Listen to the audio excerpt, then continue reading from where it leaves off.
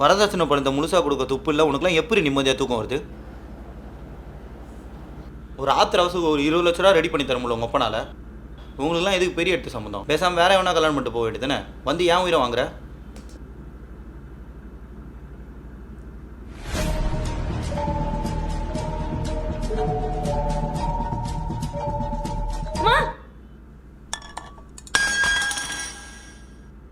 திடீர்னு அந்த சித்திரவதெல்லாம் ஞாபகம் வந்துருச்சு.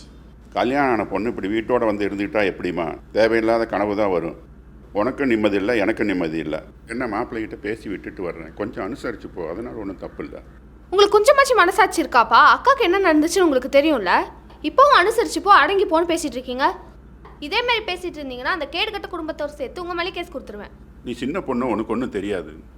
அக்கம் பக்கத்தில் நம்ம சொந்தக்காரங்க அக்காவை பற்றி என்ன பேசுகிறாங்கன்னு தெரியுமா? உங்களுக்கு 2 ஆப்ஷன் தான்ப்பா. உங்கள் பொண்ணு வாழ்றதை பார்க்கணுமா இல்லை மார்ச்சரி வாசலில் பணமாக பார்க்கணுமா? நீங்களே முடிவு பண்ணிக்கோங்க.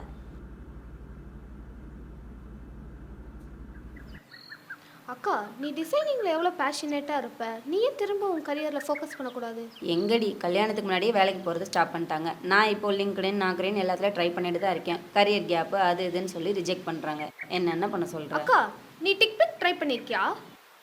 தெரில. அப்படின்னா டிக்பிக்ன்ற பிளாட்ஃபார்மில் நிறைய ஜாப் ஆப்பர்ச்சுனிட்டிஸ் இருக்குது. நான் ஏன் இதை ஸ்பெசிஃபிக்காக சொல்கிறேன்னா, அதில் ஏஜென்ட் டேம்போன்னு ஒரு ஃபீச்சர் இருக்குது. அதில் உன்னோட டீட்டெயில்ஸை ஒரு வாட்டி என்ரோல் பண்ணால் போதும். உன் ப்ரொஃபைலுக்கான ஜாப் இந்த சைட்டையும் தாண்டி இன்டர்நெட்டில் எங்கே இருந்தாலும் ஏஜென்ட் டேம்போவே ஆட்டோமேட்டிக்காக அப்ளை பண்ணிவிடும். உன்னோட ரெஸ்யூம் நிறைய இடத்துக்கு ஷேர் ஆகும். ஸோ கண்டிப்பாக உன்னோட டேலண்ட்டுக்கான ஸ்பேஸ் ஏதாச்சும் ஒரு இடத்துல கிடைக்கும். பாதிக்கப்பட்ட பொண்ணையே குற்றவாளியாக பார்க்குற இந்த சமுதாயம், அப்புறம் என்னோட ட்ராமா, இந்த சிறையிலேருந்துலாம் வெளியில் வர என் கெரியர் எனக்கு துணையாக இருந்துச்சு. என் தங்கச்சி சொன்ன மாதிரி ஏஜென்ட் ஆம்போவில் என்ரோல் பண்ணதுக்கப்புறம் டிக்பிக் சைட் மூலிமா எனக்கு நிறைய ஜாப் ஆப்பர்ச்சுனிட்டிஸ் வர ஆரம்பிச்சிது. அது எனக்கு ஒரு பெரிய மாற்றத்தையே கொடுத்துச்சு.